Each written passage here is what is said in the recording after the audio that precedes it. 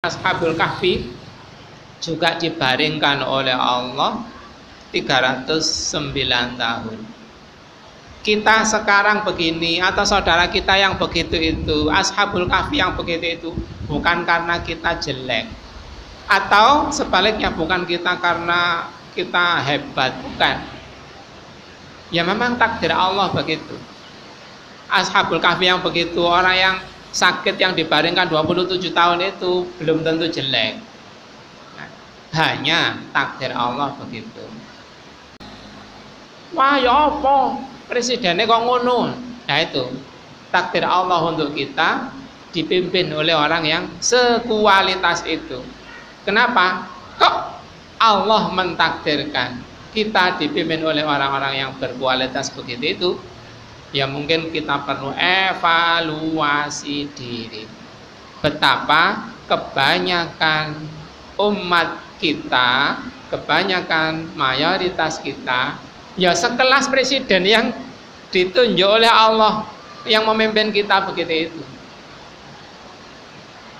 Bukan sekelas orang yang hebat, bukan orang yang kita ini kebanyakan bukan orang yang berprestasi akademis, bukan orang yang berakhlak baik, santun, penyayang, bukan begitu kebanyakan kita. Kebanyakan kita ya kelasnya orang-orang yang seperti itu.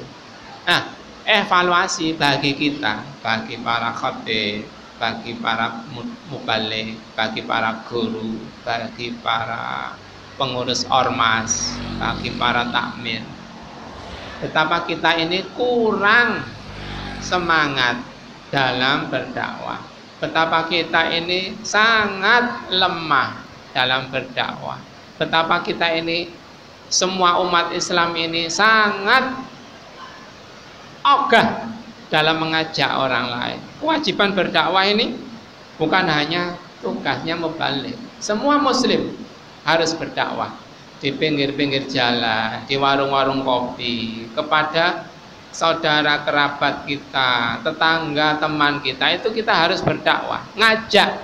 Berdakwah itu ngajak, membimbing, menuntun.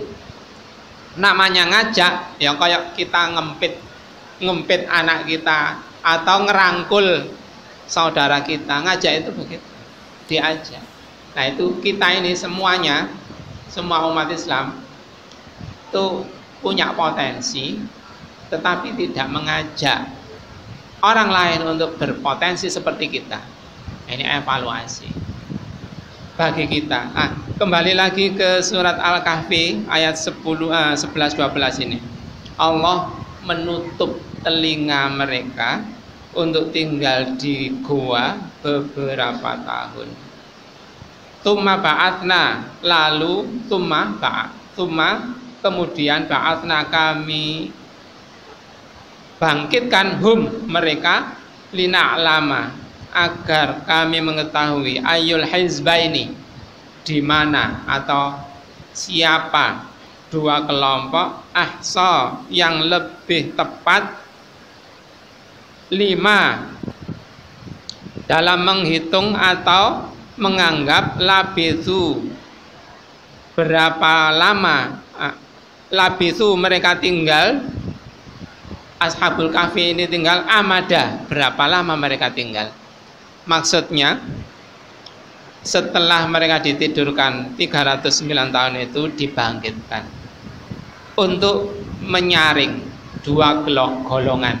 Ada yang golongan muslim, ada yang golongan kafir, ada yang golongan membenarkan berita Rasul, ada yang golongan mendustakan berita Rasul. Atau ada dua pendapat, siapa yang lebih tepat yang menganggap orang yang tinggal di gua ini, ada yang sekian tahun, ada yang segitu tahun. Kalau informasi yang diberikan oleh Rasulullah SAW 309 tahun. Nah begitu itu kehendak Allah untuk menguji kita. Hidup ini juga diuji oleh Allah. Siapa di antara kita ini yang terbaik amalnya? Di surat Al-Mulk ayat berapa itu? Ayat 4 kalau nggak salah ya. Alladzi khalaqal mauta wal hayata liyabluwakum ayyukum ahsanu amala. Dia yang menjadikan kematian dan kehidupan untuk menguji kalian, siapa di antara kalian yang terbaik amalnya, yang paling ikhlas dan yang paling benar. Nah, semua kejadian itu yang disampaikan di surat Al-Kahfi 11, 12 atau di tempat-tempat yang lain, itu semua memotivasi kita untuk lebih mendekatkan diri kepada Allah Subhanahu wa taala, untuk lebih menata langkah agar langkah-langkah kita tidak keliru, agar peribadatan kita sholat ya, kita zakat atau wudhu, atau bagi ibu-ibu yang ada halangan haid, itu ternyata banyak yang kurang tepat. Ada yang menjaga diri dari najis, itu kurang tepat. Najisnya kemeleleran, di mana-mana banyak najis. Kenapa? Nggak tahu apa yang najis, apa yang tidak najis, nggak tahu. Nah, untuk itu semua harus diperbaiki. Pengetahuan kita terhadap najis, pengetahuan kita terhadap cara berwudu, pengetahuan kita terhadap cara sholat dan lain-lain, itu harus selalu diperbarui, harus selalu ditambah, harus selalu dievaluasi.